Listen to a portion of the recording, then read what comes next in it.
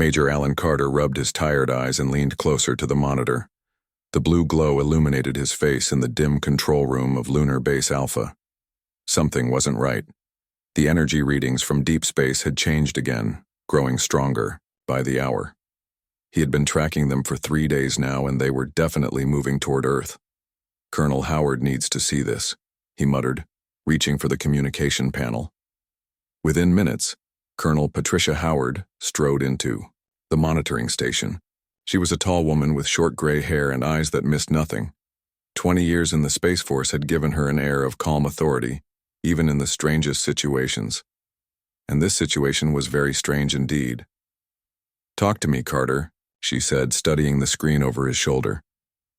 "The readings started here," Alan said, pointing to a spot beyond Jupiter's orbit. "At first I thought it was just space debris or a comet cluster. But look at the movement pattern." Patricia frowned. The objects were moving too fast and too directly. Nothing natural moved like that. "How many?" she asked.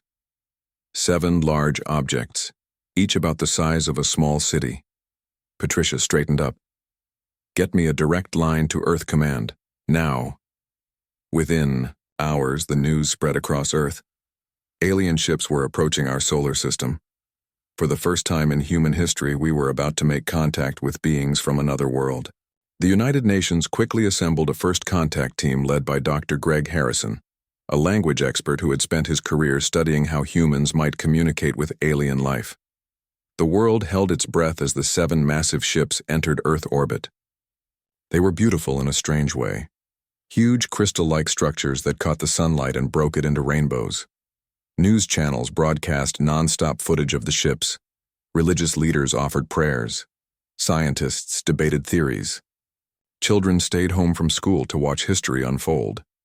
On the first day, the aliens sent a signal, a series of mathematical sequences that Dr. Harrison and his team quickly recognized as an attempt at communication. "They're intelligent and they want to talk," he told the UN Security Council. His brown eyes sparkled with excitement behind wire-rimmed glasses. "This is exactly what we hoped for." By the second day, Dr. Harrison had established basic communication with the visitors who called themselves the Veridon Collective. They exchanged simple concepts, greetings, acknowledgments, and basic descriptions of their worlds. "They seem peaceful," Dr. Harrison reported. "They say they've visited many worlds and seek to learn about different life forms." On the third day, world leaders prepared formal welcomes. Plans were made for possible trade and knowledge exchange. Children drew pictures of the crystal ships and imagined what the aliens might look like. A sense of hope spread across Earth. Perhaps this was the beginning of a new age for humanity. Alan Carter wasn't convinced. Something about the ship's positioning bothered him. They had spread out to form a pattern that gave them coverage of all major population centers. When he mentioned this to Colonel Howard, she nodded grimly. "I've noticed the same thing. They're in attack formation," she said quietly. "I've sent my concerns to Earth Command, but everyone's caught up in the excitement. Nobody wants to hear that our new friends might not be friendly." Alan looked out the viewport at the distant Earth, beautiful and blue. "Let's hope we're wrong." They weren't wrong. On the 4th day, at exactly the same moment worldwide, the Veridon ships released bright beams of energy targeted at major cities across Earth. New York, Beijing, London, Moscow, Cairo, Sydney, all were hit within seconds of each other. From his position on the moon, Alan watched in horror as bright flashes erupted across the night side of Earth. On the day side, massive plumes of smoke became visible within minutes.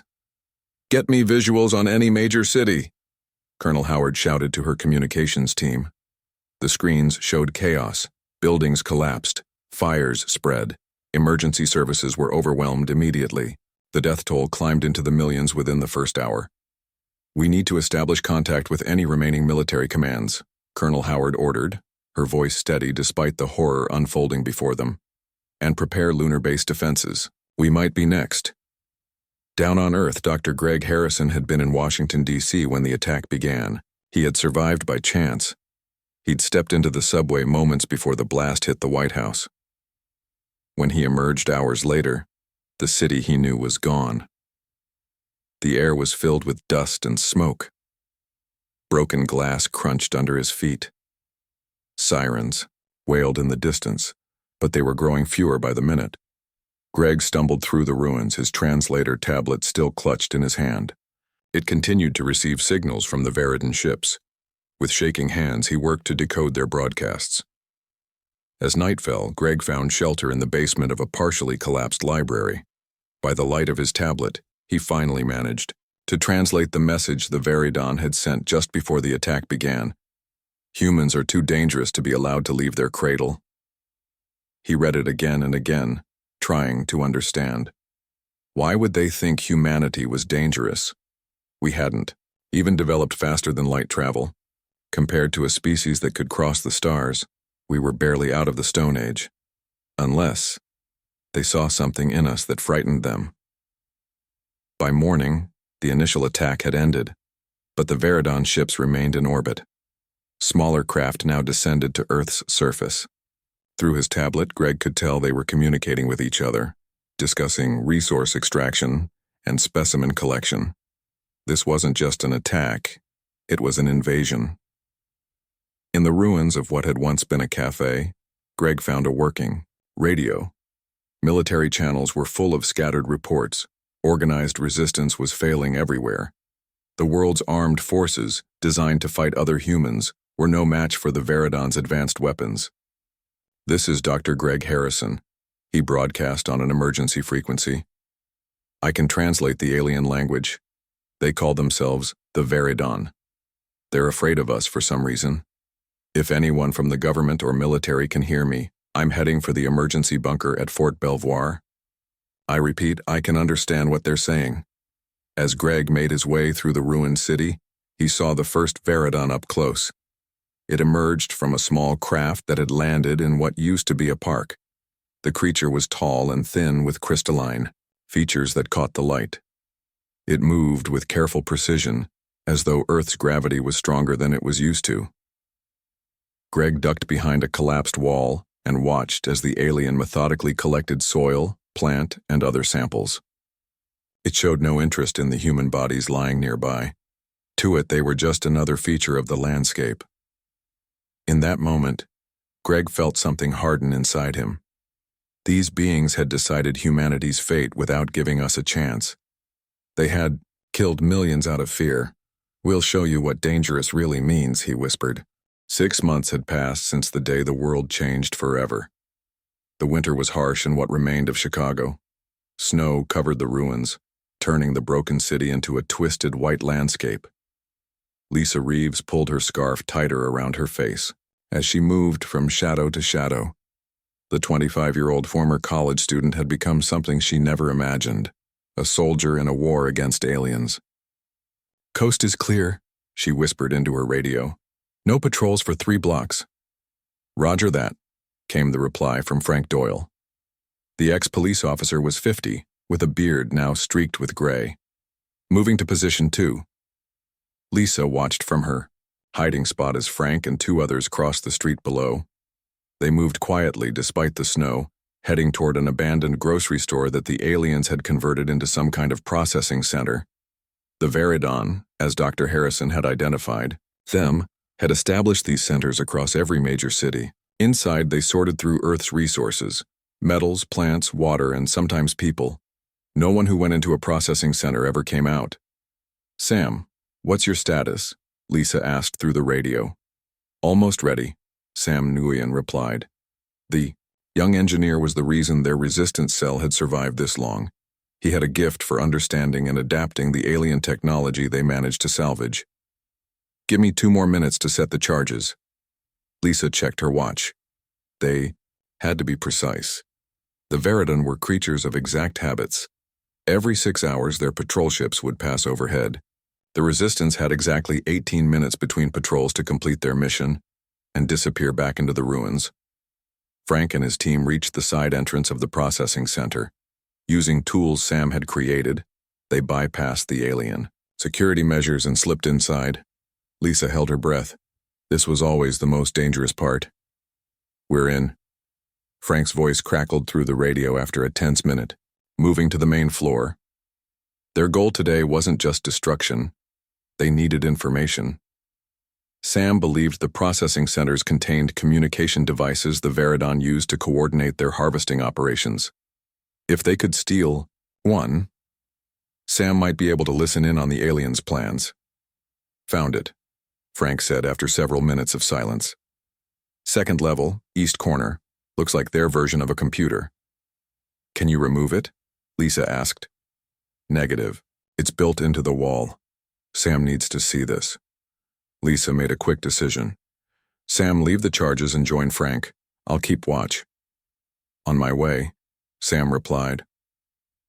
From her position, Lisa could see much of the ruined city. Chicago had once been her home, a place of life and energy. Now it was just another dead zone.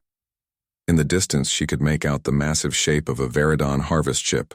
It hovered over Lake Michigan, drawing up water in huge columns. The sight still filled her with rage. 6 months ago, she had been studying biology, planning to become a doctor. Now her education was being used to help keep her fellow survivors alive with limited medical supplies. Her radio crackled. Yo.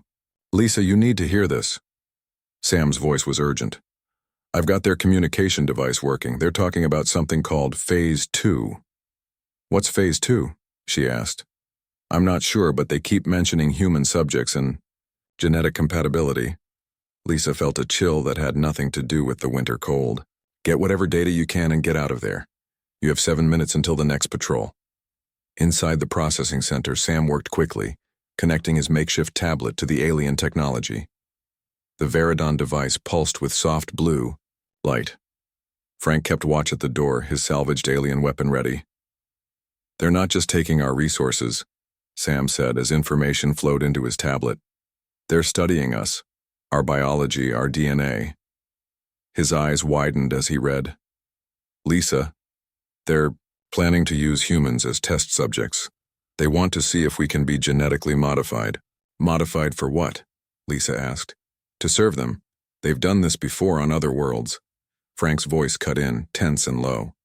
We've got movement outside, 3 of them approaching the building. Time to go, Lisa ordered. Set the charges for 3 minutes and get out through the back.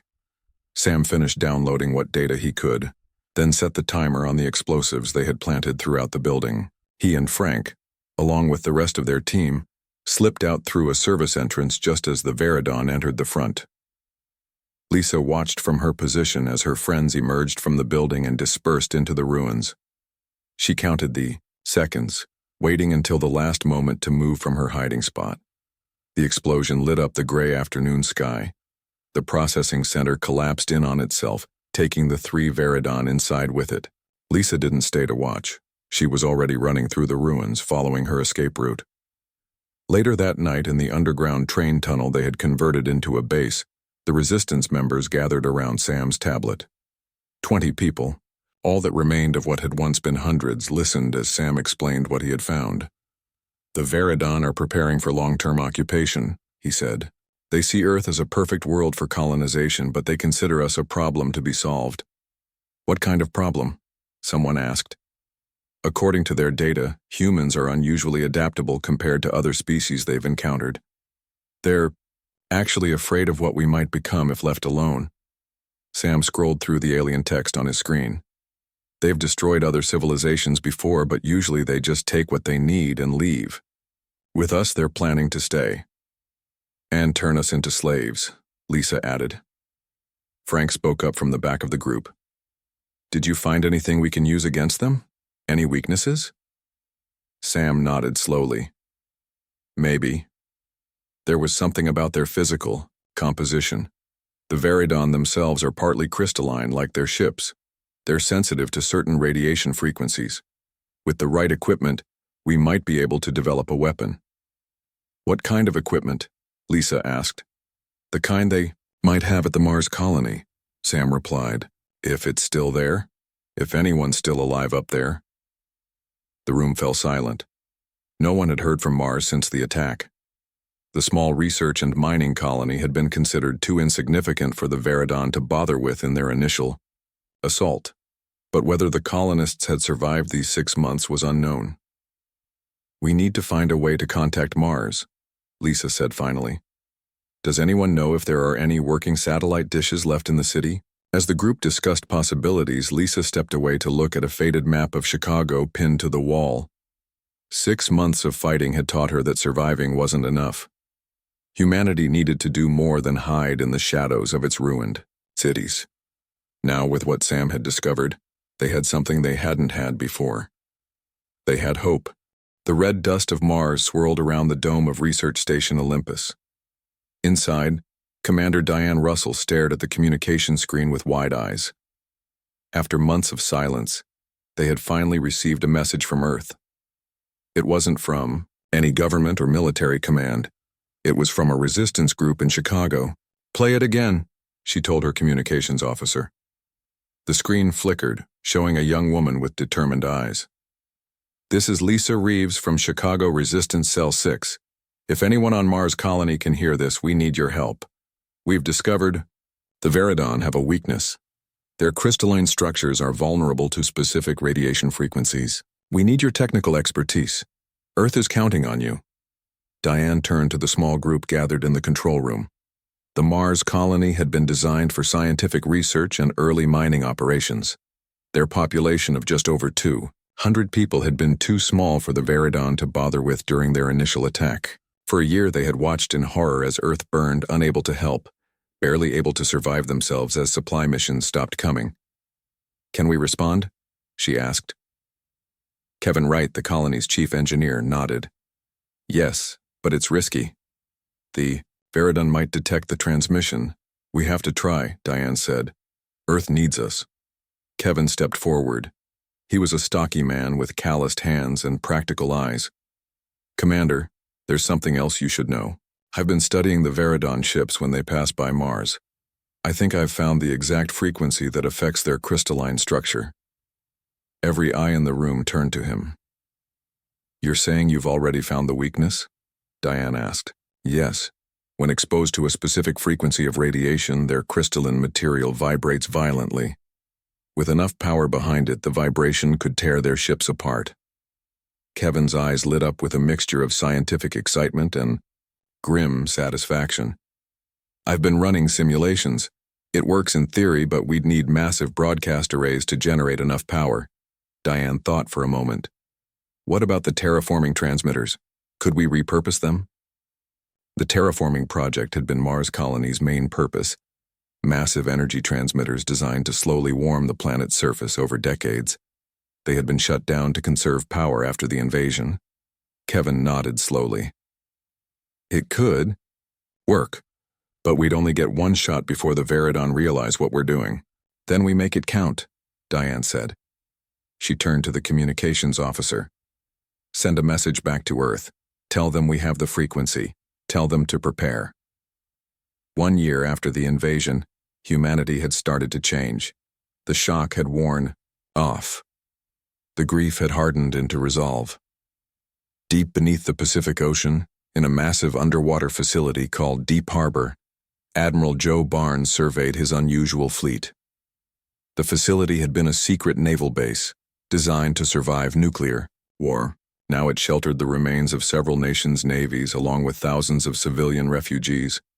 Engineers had spent months converting submarines and underwater vessels into something new: spacecraft. "How many are ready?" Admiral Barnes asked. His executive officer. 17, sir.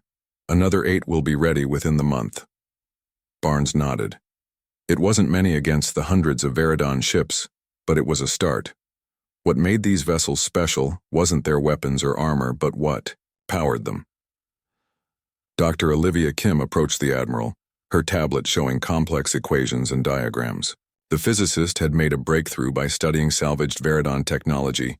"The engine tests were successful," she reported. "We've achieved faster-than-light capability in the laboratory.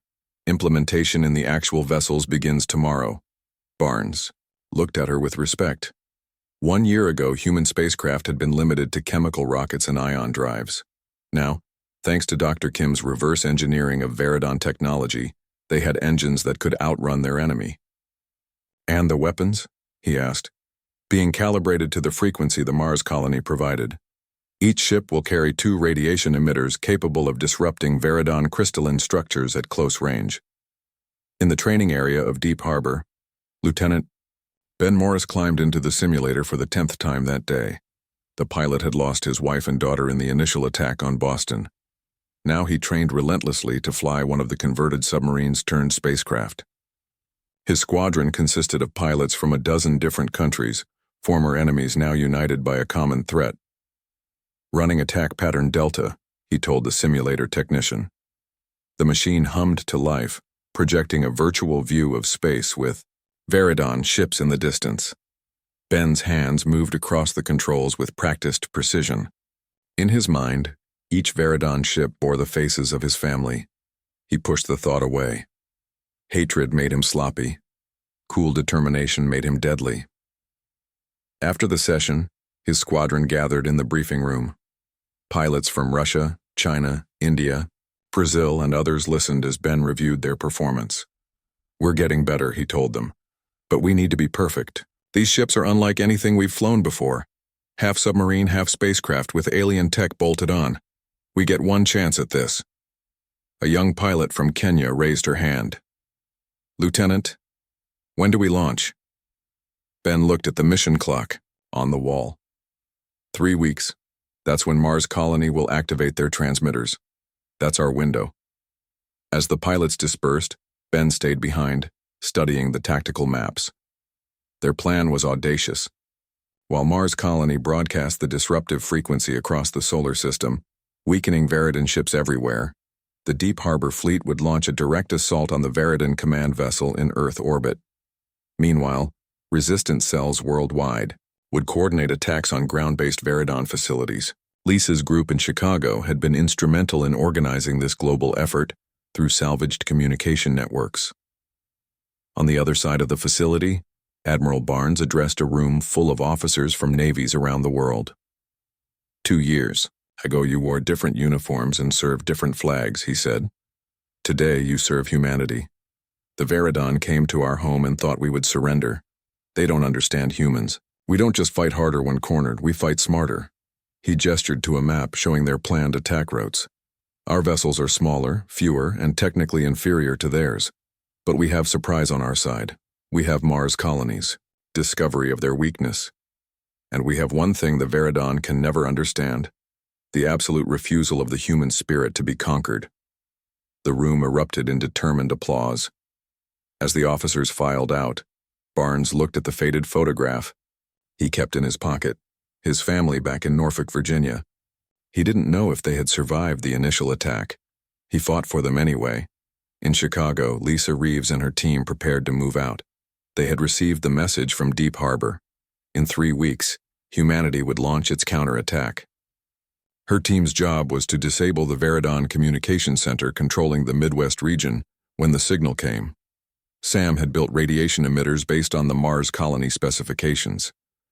They were crude but effective, designed to disrupt the crystalline biology of any Veridon they encountered. "Ready?" Frank asked as they loaded their equipment. Lisa nodded, thinking of the world before the invasion. "Ready to take back our planet." The day of humanity's counterattack dawned clear and cold. On the surface of Mars, Commander Diane Russell gave the final order to activate the terraforming transmitters, the massive arrays once designed to warm the red planet over decades, now aimed at a different purpose: to send out a specific radiation frequency across the solar system. "All stations report ready," Kevin Wright said, his fingers moving across the control panel. "Transmitters at full power." "Begin broadcast," Diane ordered. A low hum filled the control room as the transmitters powered up. Outside, the huge dishes turned toward Earth and began to emit an invisible wave of radiation at the exact frequency that disrupted Veridon crystalline structures. "Broadcast successful," Kevin reported. "Now we wait." Beneath the Pacific Ocean, Admiral Barnes stood on the bridge of his flagship, the Deep Harbor. What had once been an Ohio-class submarine now looked very different. Dr. Kim's engines glowed, with blue light at the rear of the vessel. Radiation emitters were mounted where torpedo tubes once existed. All vessels report ready for launch, his executive officer announced. Barnes looked at the mission clock. Right on schedule. Open the harbor doors. Deep beneath the ocean's surface, massive steel doors slid open, revealing the dark water beyond. One by one, the 17 vessels of humanity's makeshift fleet moved out of their hidden base. Take us up, Barnes ordered. Prepare for atmospheric exit. The deep harbor rose through the water, its new engines pushing against the weight of the ocean. When it broke the surface, it didn't stop. The blue glow from its engines intensified as the vessel climbed into the sky, water streaming from its hull. Behind it, 16 other vessels followed, rising like strange sea monsters taking flight. Any Veridon watchers would be confused by these objects, neither traditional submarines nor spacecraft, but something in between, created from desperation and human ingenuity. In Chicago, Lisa Reeves and her resistance team moved through the ruins toward the Veridon Communication Center. They carried the radiation emitters Sam had built, designed to affect any Veridon they encountered up close. Look, Frank whispered, pointing to the sky. Lisa looked up and saw the Veridon patrol ships wobbling in flight. The Mars colony transmission was working. The crystalline structures of the alien vessels were already being affected. This is our chance, she said. Move in now, while they're vulnerable. Around the world, similar scenes played out as resistance cells attacked Veridon facilities.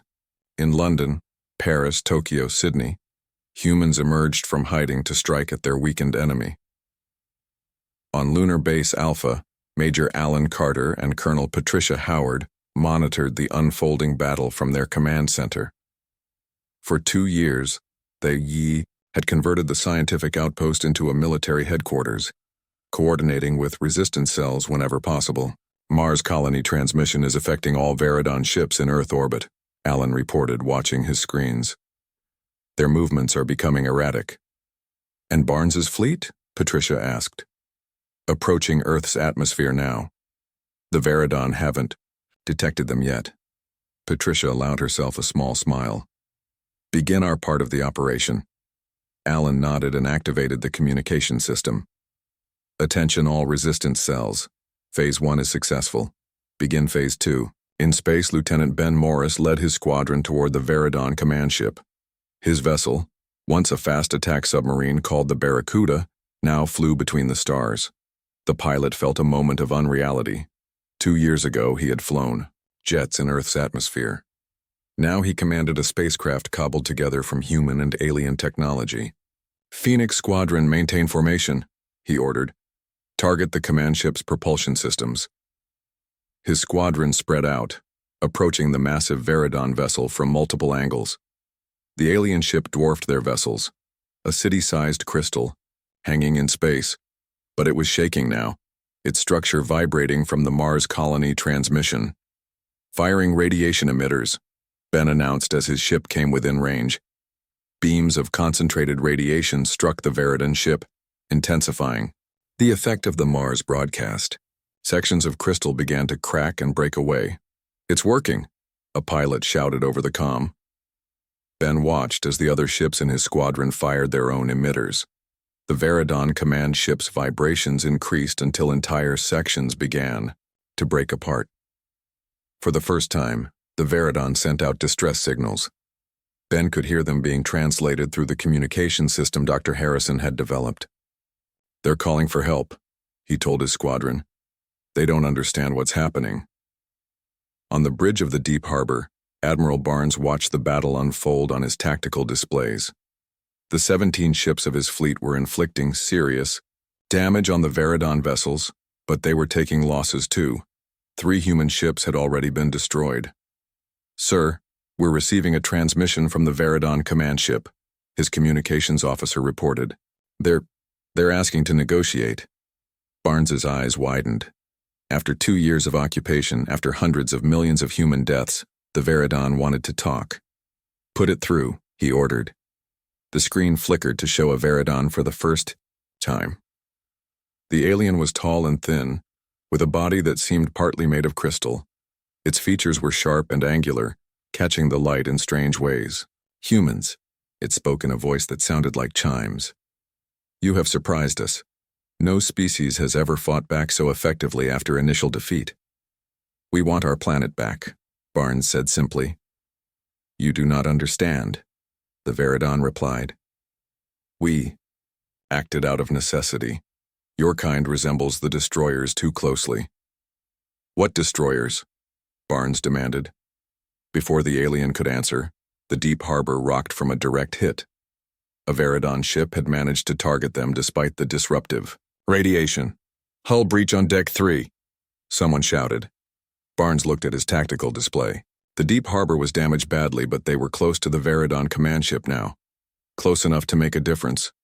All hands, prepare for emergency maneuvers, he ordered. Outside, Ben Morris and his squadron watched in horror as the deep harbor changed course, heading directly for the center of the Veridon command ship. Admiral, what are you doing? Ben called over the comm. Finishing this, Barnes replied calmly. The radiation emitters aren't enough. We need to breach their central core. Sir, that's a suicide run. Sometimes that's what it takes, Lieutenant. Complete your mission. Get the rest of the fleet home. Barnes paused. And tell Earth, we did not go quietly. The deep harbor accelerated, its damaged engines pushing to maximum power. The Veridon command ship attempted to move away, but its systems were too compromised by the radiation. Ben watched as the human vessel slammed into the crystal center of the alien ship. For a moment, nothing happened. Then a blinding flash erupted, as the deep harbor's reactor breached, combining with the Veridon power core. The explosion tore through the command ship, shattering its crystalline structure completely. Fragments scattered across space like a broken mirror. All vessels, target remaining Veridon ships, Ben ordered, pushing down his grief. Don't let the Admiral's sacrifice be for nothing. The human fleet regrouped and pressed their attack. Without their command ship, the Veridon vessels seemed confused, their responses uncoordinated. On Earth, Lisa's team reached the Chicago Communications Center, just as the news of the space battle reached them. The command ship is down, Frank told her, listening to his radio. Barnes did it. Lisa nodded grimly. Then we finish our part. She activated the radiation emitter they had carried. For Earth, for the first time in 2 years, humanity had scored a decisive victory against their invaders. The Veridon were retreating, pulling back from Earth orbit, falling back to defensive positions around Mars. As the day ended, Ben Morris watched from his cockpit as the remaining Veridon ships fled. In the ruins of Chicago, Lisa and her team raised a makeshift American flag over the captured communications center. Humanity had taken the first step toward reclaiming their world. 3 years had passed since the Veridon first attacked Earth. The ruins of cities were slowly being rebuilt. Green plants pushed through cracked concrete as nature reclaimed areas too damaged to repair. Humanity had survived, adapted, and fought back. Now they were on the verge of final victory. Captain Ben Morris stood on the bridge of the Avenger, once the Barracuda, now upgraded with even more advanced technology reverse-engineered from captured Veridon vessels. His squadron had been pursuing the last Veridon ship to the edge of the solar system near Pluto. Target locked, his weapons officer reported. Radiation emitters at full power. Ben studied the image of the lone Veridon vessel. It was the last of their once mighty fleet. After Admiral Barnes's sacrifice, the tide had turned. Humanity had pushed the invaders back step by step, from Earth to Mars, from Mars to the asteroid belt, and now to the very edge of the solar system. Hold fire, Ben ordered. Hail them first. His crew looked surprised. For 3 years there had been no real communication with the Veridon, only combat. The aliens had never shown mercy to humans. Humans had returned the favor. This is Captain Ben Morris of Earthfleet. You are the last Veridon ship in our system. Surrender now. For a long moment there was silence. Then the communication screen flickered to life, showing a Veridon. Unlike the ones Ben had seen before, this one's crystalline features seemed duller, less vibrant. Human Captain, the alien spoke. We cannot surrender. We must complete our mission. Your mission failed, Ben replied. Earth is free again. You do not understand the purpose of our actions, the Veridon said. We came to prevent a greater threat, Back on Earth, in the rebuilt command center in Chicago, Lisa Reeves and Sam Nguyen monitored the communication between Ben and the last Veridon ship. 3 years of fighting had changed them. Lisa now led the North American Defense Force coordinating the rebuilding efforts across the continent. Sam had become the head of a new research division focused on understanding and adapting alien technology. Dr. Harrison needs to hear this, Lisa said, activating a link to the scientist's laboratory. Greg Harrison had spent the past 3 years studying the Veridon language and culture from captured data and artifacts. His understanding had grown, far beyond the basic translations he had made during the early days of the invasion. "I'm listening," he said over the comm. "Let me join the conversation." In space, Ben's communication screen split to show both the Veridon and Dr. Harrison. "Ask them about the destroyers they mentioned to Admiral Barnes," Harrison suggested. Ben nodded. "You told Admiral Barnes about beings you called the destroyers. Who are they?" The Veridon seemed to shimmer slightly, a movement Ben had learned was equivalent to a human sigh. "Long ago, our civilization encountered another spacefaring species. They were much like you humans in appearance and behavior. Aggressive, curious, adaptable. Images appeared on the screen, beings that looked remarkably humanoid, though with subtle differences. They called themselves the Kirva," the Veridon continued. "We attempted peaceful contact. They responded by nearly destroying our homeworld." Harrison leaned forward. "So you attacked Earth because we remind you of these Kirva?" "Yes." The physical similarity was too great to ignore. "When our long-range scans detected your developmental trajectory, we determined a preemptive strike was necessary. No species has ever recovered from one of our cleansing operations.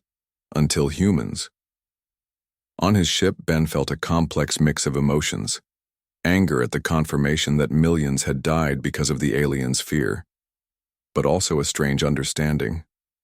The Veridon had acted out of their own trauma, their own history of near extinction. "Where are these Kirva now?" he asked. "Unknown.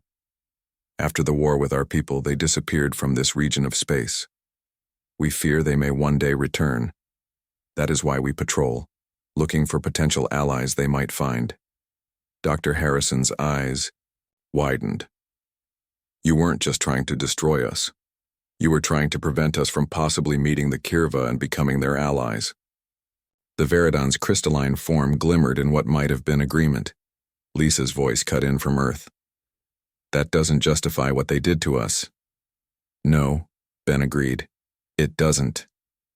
He studied the Veridon ship on his screen. With one command, he could end this last remnant of the force that had devastated Earth. His finger hovered over the weapons control. So many had died. His family, Admiral Barnes, millions of others. But something made him pause. "Dr. Harrison," he said, "what do you think the Kirva would do if they returned and found both our species weakened from fighting each other?" Harrison nodded slowly. "They would likely find 2 easy targets instead of potential allies against them." Ben made his decision. "Power down weapons," he told his crew. Then to the Veridon. "We won't destroy your ship. You're free to leave our system, but know this. Earth is now under our protection. If you or any others ever return with hostile intent, what happened to your fleet will seem merciful in comparison." The Veridon was silent for a moment. "You show mercy, even after what we did?" "Not mercy," Ben replied. "Strategy. There may be threats out there worse than you. Humanity is ready to defend itself against anyone who threatens us, including these Kirva if they ever return." The Veridon's form shimmered again. "You are not what we expected. Perhaps our assessment was flawed." "Your assessment was completely wrong," Ben said firmly. "Humans fight fiercely when attacked, but we don't destroy without reason. Remember that when you report back to your leaders." The communication ended. Ben watched as the Veridon ship slowly turned away from his weapons lock and accelerated, disappearing into the darkness beyond Pluto's orbit. 1 month later, Earth celebrated its official Liberation Day. In what had once been Chicago's Grant Park, now rebuilt with a memorial at its center, Lisa stood beside Sam and Dr. Harrison as Captain Morris addressed the crowd. 3 years ago, the Veridon came to our world and thought we would surrender or die, Ben said to the gathered thousands. They didn't understand what it means to be human. When faced with extinction, we refused to go quietly. We fought back. We adapted. We used their own technology against them. He gestured to the new buildings rising in the distance, many incorporating salvaged Veridon materials and designs. But we also learned something important. The galaxy is larger and more dangerous than we ever imagined. There are other threats out there. The Veridon attacked us out of fear of what we might become. They were wrong to do so, but they weren't entirely wrong to be cautious. Ben looked up at the clear blue sky, knowing that somewhere up there, the first truly human-built starships were being constructed in orbit. We will never forget what happened here. We will never forget those we lost. But we will move forward. The stars are waiting, and humanity is ready to take its place among them. Not as conquerors, not as victims, but as explorers and defenders of our world. As the crowd cheered, Dr. Harrison stepped closer to Lisa and Sam. You know, he said quietly, the Veridon may have accidentally created exactly what they feared. A humanity united, technologically advanced, and absolutely determined never to be vulnerable again. Lisa watched as Ben concluded his speech. They attacked Earth, she said, and discovered that humanity doesn't just seek vengeance. We seek justice, and then we seek to build something better from the ruins. In the distance, the first of Earth's new defense satellites passed overhead, glinting in the sunlight, a reminder that while humanity looked to the stars with hope, they would never again be caught unprepared.